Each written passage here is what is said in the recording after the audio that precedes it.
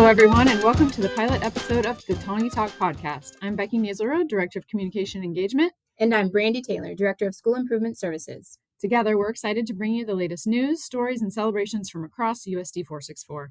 Whether you're a student, parent, staff member, or proud supporter of our district, thank you for joining us. Let's get to it. So today is our pilot episode. We are planning on visiting various topics throughout the year in our podcast. If you have something you'd like to talk about, we'd love to hear from you. But we want to start with introducing ourselves and tell you a little bit about our positions here at the district. Brandy, would you like to start? Surely. I'm Brandy Taylor. I have been here with the district this is my third year actually, but my 14th in education. My background is actually in psychology, but then I realized that I wanted to be in classrooms more than I wanted to be in an office. And so I got into education as a para-educator, did that for about a year. Then I worked in Topeka for a number of years as an ELA teacher for 6th grade, a reading interventionist. I taught social studies to 8th grade. Then I went over to Central in Lawrence, Kansas, and I worked there for 3 years. I ended up there as the assistant principal before coming here to Tonganoxie a few years ago. This place has been amazing. I've absolutely loved it. You, though, were here a little bit before me, yeah? Yes. So I started the year before you. So this is my 4th year in the district. As the Communications and Engagement Director, I handle marketing, communications. I have a background in education, marketing, and human resources. So I'm responsible for social media, communications, anything from School Status Connect from the district communications account is me. And so I wear a lot of different hats, but this is my 4th year with the district. Yeah, I wear a lot of different hats too. I should probably tell what I do as the School Improvement Services Department. We are in charge of professional development, instructional coaches, assessment, and then any resource allocation. So I have a whole bunch of hats that I wear as well, but they're fun hats, I think. Excellent. The more hats, the better. Right? The more hats. Okay. So for Tawny Talk, our plan is to talk about news in the district, celebrate our staff, have special guests, and we actually have one with us here today. Mr. Lauren Feldkamp is with us. Welcome. Welcome in. Thank you for having me. Yeah, this is exciting to see a podcast firsthand. So Yes. So we will hear from Mr. Feldkamp, and then we'll hear from Brandy about FastBridge and that process. So we're going to start with Mr. Feldkamp. Okay. Well, thank you for having me, first off. But yeah, the year is off to a very strong start. There's a couple of things I think we're particularly proud of is for the first time in probably the last 5 years, we are fully staffed. One of our biggest initiatives was to restaff our CTE programs, in particular our ag programs, and we even added another teacher at the middle school that will help with transition. So we feel very strong about where our ag program is headed as we move into the 25-26 school year. And then I think another big achievement has been over the last few years, we've been struggling with hiring bus drivers. And Jill Keatsman and others involved in the transportation department have really done a great job of hiring, training, and getting new bus drivers on our schedule. So we no longer are doing the AB routes like we did 2 years ago. And so I think that's a real plus for the parents and for the entire staff. Excellent. Yes, I think we're all feeling really positive about the year. Brandy, do you have anything to add? I do want to share the most exciting thing in my world is that I feel like every single person in our district knows about the science of reading. That could be because, drum roll, we are one of the first districts in Kansas that has all of our staff either completed with letters training, and I would say we're at probably 80% there, done with letters 1 and 2. And the rest of those people are new hires who are currently in letters or in their second year of letters. Can you tell us what Letters is?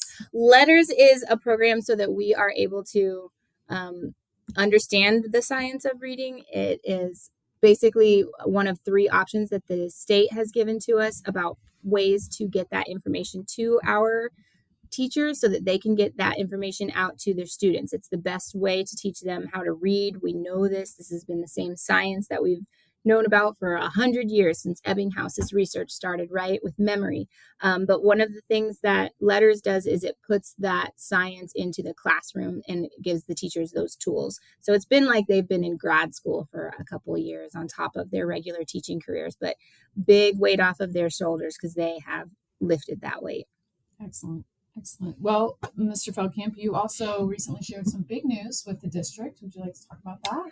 Well, yes, I've been working with the Board of Education for the last several months in preparing them for the next step, which is I've announced my retirement from education in June of 2026. And the importance of doing that now is to allow the Board of Education to be way out ahead of the curve on hiring a search firm, which they have already put out an RFP for that. But also it takes all the pressure off of feeling rushed, through this process. We want it to be a very thorough process. I know the board's going to have some great applicants, to succeed me here.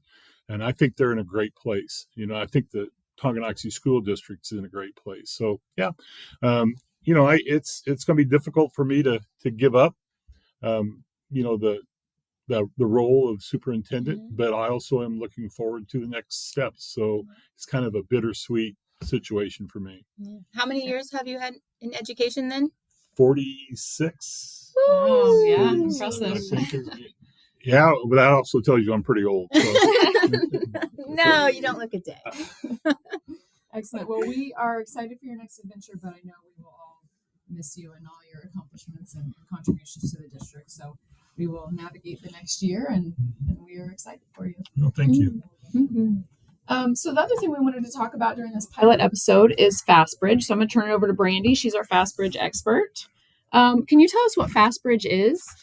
Yes, FastBridge is the set of reading and math assessments that teachers use to measure student learning. So the scores help teachers to know what kinds of teaching each student needs to help them grow, both individually but also as part of the whole class.